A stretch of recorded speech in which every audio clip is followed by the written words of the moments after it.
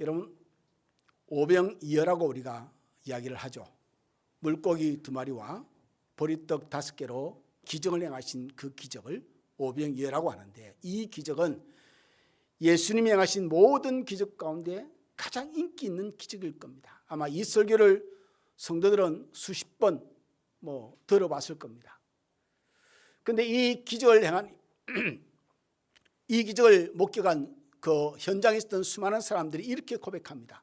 오늘 본문을 읽지 않았지만, 이는 참으로 세상에 오실 그 선지자라 하니라. 나중에 요한복음 7장이 넘어와서도 똑같은 고백을 합니다. 그들이 예수를 보고 말하기를, 이는 실로 우리에게 오실, 우리가 기다렸던 그 선지자다, 메시아다 라고 이야기를 하는 것이죠. 그런데 이상하게 그들이 그렇게 고백하고 난 뒤에 행동이 기이합니다. 예수님을 임금으로 여러분 옹의를 하고 반역을 꾀합니다. 우리가 우리 나라를 세우자. 예수를 왕으로 만든다는 것은 반역을 하는 것이죠. 당시 로마의 통치 가운데 있으니까 로마의 통치에서 벗어나서 우리나라를 새롭게 세우자. 이 모습을 보고 예수님은 홀로 조용히 빠져나가서 한적한 산으로 가셨다라고 성경은 기록하고 있습니다. 예수님이 안 보이니까 이들이 난리가 났죠. 예수님을 찾아다니기 시작합니다. 예수님이 또 안 보이고 제자들 또 어디 갔는지 보이지 않고, 그러다가 예수님이 계신 곳을 와서 다시 예수님을 만나게 되는데, 그것이 오늘 본문입니다. 오늘 본문에 예수님께서 그들을 만나시는데, 여러분 기이하지 않습니까? 사람들이 환호를 합니다. 정말 왕이라고 칭호를 합니다. 예수님을 옹이합니다. 그런데 예수님은 홀로 도망갑니다. 이런 일이 종종 있었습니다. 이유가 뭐냐면 아주 간단합니다.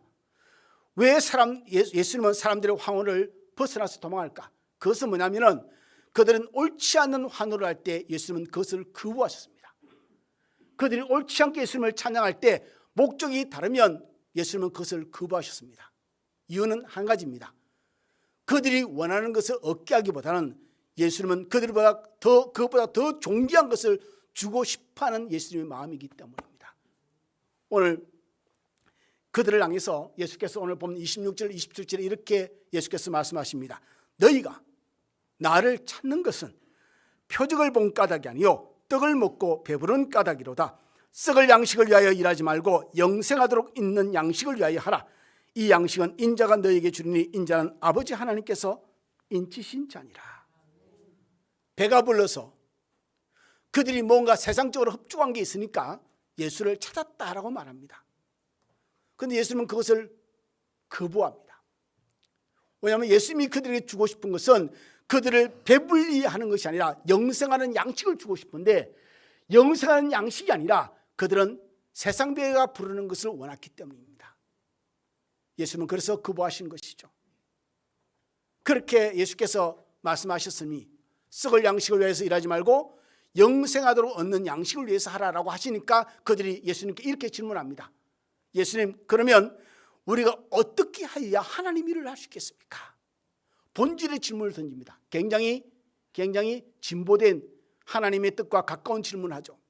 그때 예수님께서 오늘 본문에 이렇게 말씀하시죠. 하나님께서 보내신 일을 믿는 것이 하나님의 일이라. 할렐루야. 이걸 제가 제목으로 잡았습니다. 짧게 해서 하나님을 믿는 것이 하나님의 일이다. 썩을 양식을 위해서 일하지 말라. 영생하도록 얻는 양식을 위해서 일하라. 그럼 영생하도록 얻는 양식을 위해서 일하는 것이 무엇이냐? 믿는 것이 하나님의 일이다. 오늘 저는 이 주제를 가지고 여러분과 두 가지 이야기를 함께 나누고 싶습니다. 목사가 바라는 것은 이 말씀 속에서 우리의 심령에 깊이 박히는 은혜가 있고 깨달음이 있기를 소망을 합니다. 자, 그러면 첫 번째 따라합시다. 믿는 것이 하나님의 일이다. 이게 여러분 쉬운 문장이 아닙니다. 왜냐하면 우리는 이해를 하기를 믿는 것과 하나님의 일은 좀 별개의 일입니다. 물론 믿음으로 하나님의 일을 하지만은 믿음 그 다음에 하나님 일이라고 이런 이해를 하고 있습니다. 이분법적으로 이해를 하는 경우 대부분의 경우죠. 믿음을 가졌으면 우리가 교회에서 봉사도 합니다.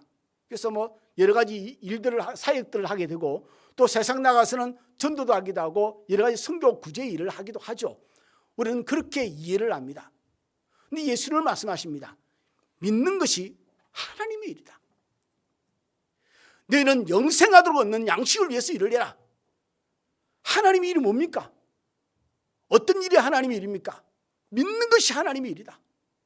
예수를 믿는 것이 하나님의 일이다. 여러분, 일생 동안 우리는 이렇게 들어왔습니다. 저도 그렇고 여러분도 그렇고 오직 믿음으로 구원을 얻는다. 그런 믿음으로 구원을 얻고 난 뒤에 우리는 그 다음의 삶이 우리의 거룩한 신자의 승화의 삶이고 또한 봉사, 사역, 일이라고 생각을 하게 됩니다.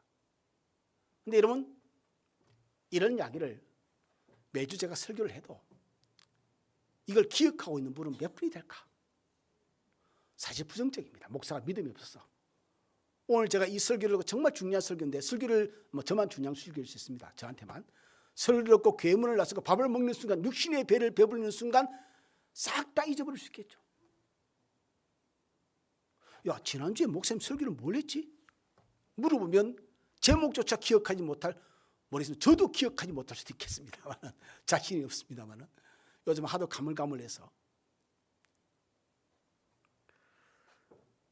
사실 믿는 것이 하나님 일이라는 것은 어떻게 보면 모순적인 주제이기도 하고 설명이기도 하지만 이게 정말 중요한 일입니다. 그렇다면 먼저 이렇게 이야기를 합시다. 믿는다는 것의 정의에 대한 이야기를 여러분 먼저 하겠습니다. 그래서 그 다음 일을, 하나님 일에 대한 이야기를 여러분과 함께 나누고 싶습니다. 하나님을 믿는다 라고 할 때에 믿는다는 게 뭘까? 여러분, 우리가 기독교 대백과 사전에는 이렇게 정의를 내리고 있습니다. 믿음에 대한 정의를 뭐냐면은 믿음은 어떤 존재에 대한 신뢰다라고 얘기합니다. 어떤 존재에 대한 신뢰. 신학에서 믿음에 대한 설명은 이렇게 하고 있습니다. 사람이 어떤 초월자나 어떤 그런 존재에 대한 신뢰를 가지고 의지하는 것이다. 그래서 우리가 기독교 안에서 믿음을 해석한다면 하나님과의 우리의 관계입니다. 즉 하나님을 신뢰하는 거죠. 하나님을 절대 신뢰하는 것이 믿음이고, 한 걸음 더 나간다면 신뢰뿐만 아니라 그분을 의지하고 의존하는 것이 믿음이라고 정의를 내릴 수가 있습니다.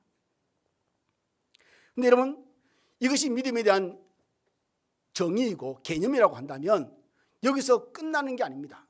믿음에 또 다른 면이 있습니다. 동전의 양면처럼 또 다른 면이 있다는 거죠. 이 면을 놓치면 믿음이 믿음다워지지 않습니다. 많은 기독교인들이 이 부분을 별개의 것으로 생각하고 해석을 합니다. 그게 뭐냐면, 우리가 하나님을 믿는다라고 한다면 그 다음에는 그 전에 불신이 전제됩니다. 불신. 여러분, 믿는 것과 불신은 정반대의 개념인데, 그런데 우리가 하나님을 믿는다고 할 때는 불신이 같이 따라가야 그게 진짜 믿음입니다. 그럼 불신은 무엇에 대한 불신이냐? 내 자신에 대한 불신입니다. 나를 불신해야 하나님 믿는 믿음이 온전히 형성되어집니다. 하나님을 믿는다라고 하는 믿음의 고백을 할 때 내 안의 것을 비워내는 작업이 있어져야 믿음이 믿음다운 이런 정갈한 믿음, 정직한 믿음이 비로소 우리에게 만들어지는 것입니다. 나는 내 속에 탐욕과 정욕과 자랑과 그리고 모든 악한 것들을 담아내고 하나님 믿습니다. 이 믿음은 가짜 믿음일 경우가 허다합니다. 이 믿음은 여러분 바람만 조금 불면 순식간에 사라지는 믿음일 수 있습니다. 진짜 하나님이 기뻐하시는 믿음은 뭐냐면 내 안에 부정이 전제되어지는 겁니다. 내 안에 비워짐이 전제되어집니다. 내가 가진 능력도 부정되어지고 내가 가진 소망도 부정되어지고 이런 것들이 부정되어지는 것이 중요한 거죠.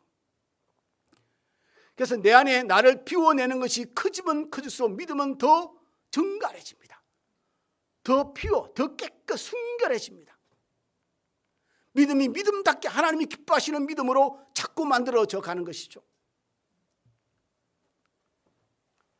그래서 우리가 하나님을 향한 믿음을 생각한다면 내 안에 비워진 것을 우리가 확인할 필요가 있습니다. 입술로 하나님 믿습니다, 주여 믿습니다, 이게 전부가 아니라는 것이죠. 우리가 믿는다고 믿습니다를 외쳐봤자 허공을 치는 것 같은 믿음일 수 있습니다. 진짜 믿음은 동기는 양면과 같습니다. 하나님을 향해서는 내 믿음의 고백을 하고, 또 양면 다른 쪽은 내 자신에 대한 부정, 내 자신을 비워내는 작업들이 있어야 됩니다. 우리가 세상 살면서 많은 고뇌를 합니다. 번민을 하는 이유가 뭐냐면 하나님에 대한 믿음이 부족하다라고 하겠지만 그 이유는 내 안을 비워내지 못했기 때문입니다. 세상에 대한 탐욕과 욕심과 성질과 자존심과 소유와 이런 것들을 비워내지 못했기 때문에 하나님의 믿음을, 진짜적인 믿음을 고백하지 못하고 있는 것이죠. 그러니 믿음의 이면은 불신입니다. 믿음과 불신이 동면처럼 붙어서 같이 이렇게 보여져야 됩니다. 그래서 믿음과 불신은 하나의 수레바퀴처럼 같이 돌려서 이런 나아갑니다. 이게 신앙생활입니다. 그래서 하나님을 진정 믿는다면 나 자신에 대한 부정부터 시작됩니다. 갈라디아서 2장 19절에 바울은 이렇게 고백합니다. 내가 율법으로 말미암아 율법에 대하여 죽었나니 이는 하나님에 대하여 살려 함이라. 내가 죽어야 하나님에 대한 생명이 내 안에 풍성해지는 것이죠. 그러니까 하나님을 믿는다는 것은 내 안에 내가 자랑할 게 아무것도 없다라고 내가 고백하는 것과 똑같은 의미입니다. 하나님, I have nothing. 나는 가진 게 없습니다. 뿐만 아니라 I am nothing. 하나님, 나는 아무 존재도 아닙니다. 이게 믿음을 고백하는 그 전제에 일어났던 부정에 대한 내용들입니다. 우리가 예수를 따라간다는 게 뭡니까? 예수님은 이렇게 우리에게 말씀하십니다. 아무든지 나를 따라오거든 자기를 부인하고 자기 십자가를 지고 나를 따를 것이니라. 이게 믿음입니다. 내가 부정되어지지 아니하는 믿음의 고백은 대부분 허사인 경우가 많고 허세인 경우도 많고, 그리고 그 믿음은 힘이 없는 경우가 대부분입니다. 결국 우리가 하나님 믿는다고 믿음을 선포한다는 이전에는 이미 나에 대한 부정이 겪어지고 나야 됩니다. 사실 어느 쪽도 만만하지는 않습니다. 녹록치 않죠. 하나님 믿는다고 온전히 고백하는 것도 녹록한 일도 아니고 내 자신을 부인하는 것도 녹록한 일이 아닙니다. 그래서 이 일을 이루는 일은 하나님의 일입니다. 평생 죽을 때까지 치러야 할 나의 일입니다. 죽을 때까지 나를 부인하고 부정하고 나를 비워내고, 그리고 하나님 믿는 고백을 더 단단하게 만드는, 이게 진짜 하나님의 일이라는 것이죠. 어떤 봉사를 해서 그 사람이 대단한 존재가 아니라 이게 진짜 하나님이 기뻐하시는 우리의 모습이라는 것이죠. 여기에는 그래서 의지가 필요하고 결단이 필요합니다. 많은 시련과 곤란과 핍박과 어려움을 겪고도 이 부분은 내가 지켜야 됩니다. 뭐죠? 하나님 일을 하는 것. 내 믿음을 믿음답게 만들어가는 일. 오랜 세상을 살다 보면 우리 자신을 대변할 수 있습니다. 무엇으로 설명할 수 있습니까? 나는 교회 목사입니다. 목사라는 말을 할 때 거기에 수식어가 있죠. 그 전에 나는 어느 교회 목사입니다. 근데 그 어느 교회가 교인이 몇 명이다. 이게 대형 교회냐 중형 교회냐 뭐 조그마한 작은 교회냐, 그게 그의 커리어가 됩니다. 그의 업적이 되죠. 그의 자랑이 됩니다. 그의 정의가 됩니다. 아, 그 목사는 그런 목사야. 그리고 그 목사는 대단하게 보아지죠. 나는 교회 장로입니다. 나는 권사입니다. 안수집사입니다. 제가 가끔 쓰는 영어가 있습니다. 그럴 때 하나님이 이렇게 말씀하십니다. So what? So what? 그래서 뭐? 하나님은 신경도 안 쓰는 일을 우리는 목숨을 걸고 그 길을 달려나가는 것이죠. 하나님의 신경을 쓰는 일은 딱 한 가지입니다. 늘 말씀드리죠. 우리 중심을 보십니다. 네가 네 속을 얼마나 비워내는 작업을 지금 또 계속하고 있느냐, 얼마나 너를 부정하는 일을 더 많이 하고 있느냐, 그래서 그것이 네 믿음을 어떻게 전이가 되고 나아가고 있느냐, 하나님은 이것을 보십니다. 어떨 때는 우리의 삶이 고난이 있기도 하고 어떨 때는 우리의 삶이 이런 복이 넘치기도 하겠죠. 그런 중에도 하나님 우리를 관심 있게 보는 것은 네가 너를 얼마나 피워내고 있느냐, 그래서 그것을 통해서 얼마나 네 믿음이 하나님을 향해서 정갈하게 정직하게 진실되게 만들어져 고백되어지고 있느냐.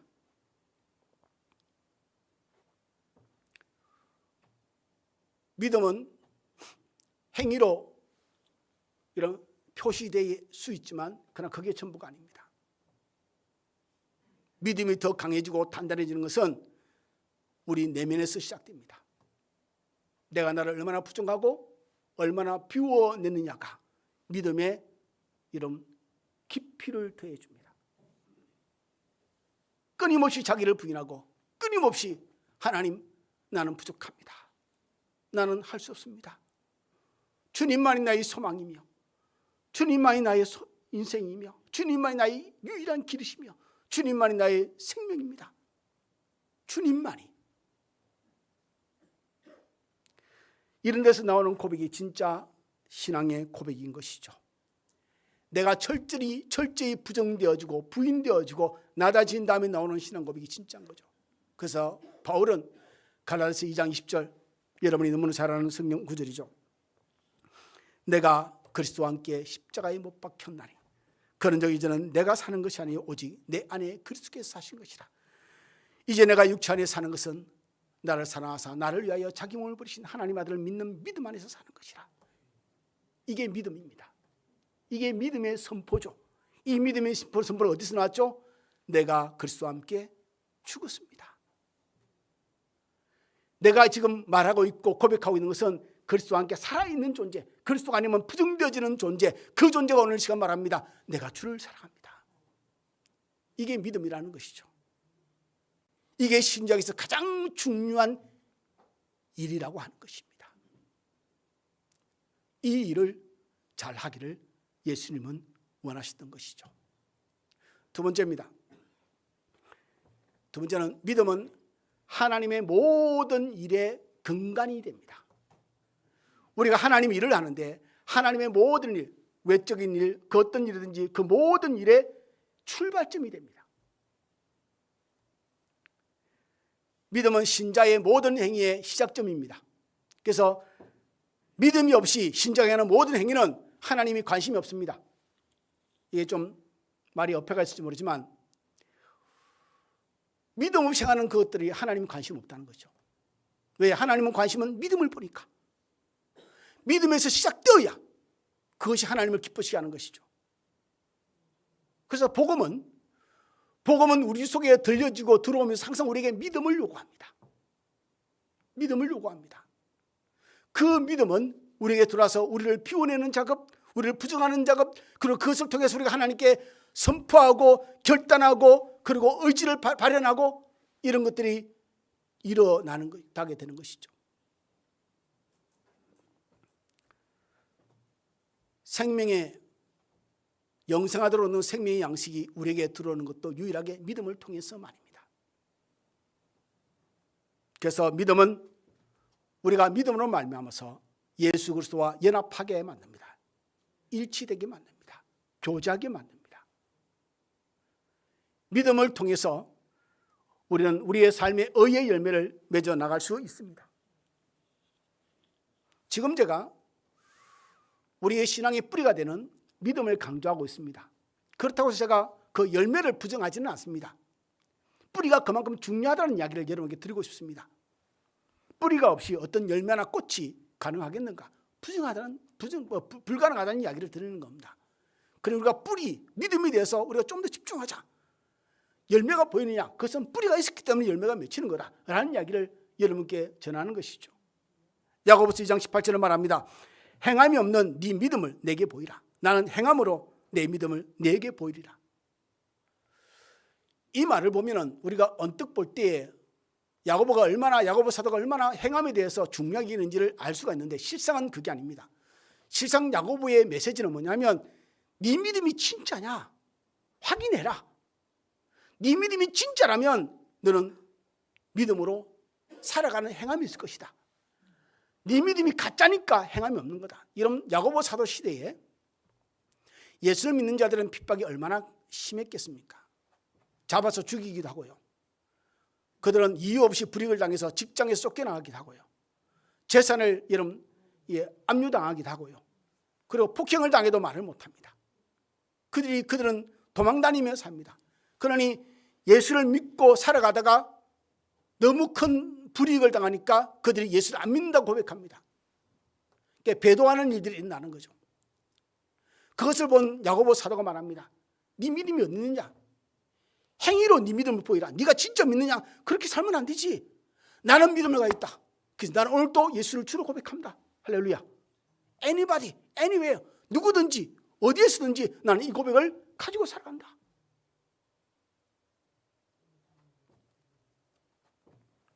그래서 우리가 가지는 어떤 행위도, 어떤 의로운 행위, 어떤 멋있는 행위도 믿음이 근간이 되어 있지 않으면 하나님께 부정받습니다.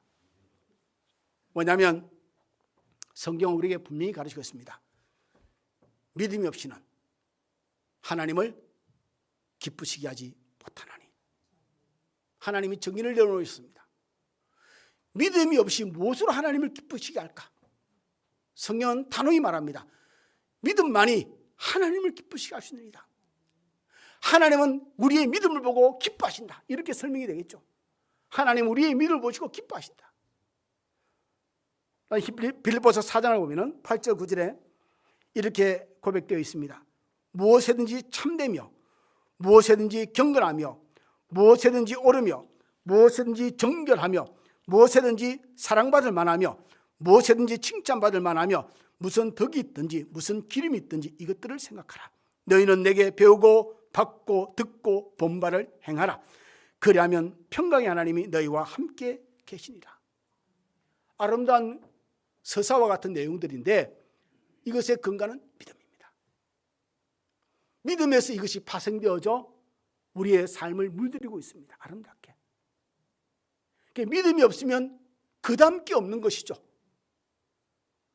아름다운 삶을, 어려운 삶을 막 이뤄나갑니다. 믿음이 없습니다. 사상누각입니다. 모래 위에 집을 짓는 것과 같은 것이죠. 바람이 불면 홍수가 나고 창수가 나면 무너져 버리고 가치 없는 것이 되어버립니다. 아무리 제가 교회에서 행위를 강조한다고 해봅시다. 제가 소련에 말씀드렸죠. 행위를 아무리 강조한다고 해도 여러분이 거룩해지겠습니까? 교회가 거룩해지겠습니까? 이렇게 살아야 된다. 이래야 거룩하지. 기도해야 된다. 말씀 읽어야 된다. 막 해도 여러분이 거룩해질까요? 교회가 거룩해지겠습니까? 아무리 행위를 강조한다고 여러분 행위를 그대로 보이는 삶을 살까요? 그래서 예수님이 이 말씀을 하시는 것입니다. 믿는 것이 하나님의 일이다. 우리가 진짜 제대로 믿는다면, 우리의 믿음이 제대로 형성된 것이라면 행위는 절로 따라오는 것이란 말이죠. 절로 따라오는 것이다. 우리가 진짜 예수를 믿고 진짜 하나님을 사랑한다면 그 다음에 하나님을 위해 사는 이런 저절로 일어나는, 누군가가 끌고 가지 않아도 할 수 있는 우리의 마음의 열정이라는 것이죠.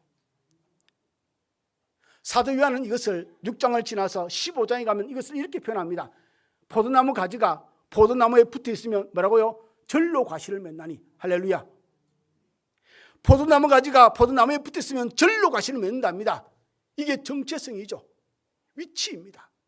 우리가 진짜 믿음을 가졌고 그 진짜 믿음의 이면은 나를 비워내고 나를 부정한 삶이 전제되었으니까 이것이 진짜 제대로 이루어진 믿음 가운데 우리가 형성되고 선포되어진다면 우리가 의의 힘을 맺어나가는 것은 그 다음 절로 되어줄 수 있는 하나님의 단계라는 것이죠.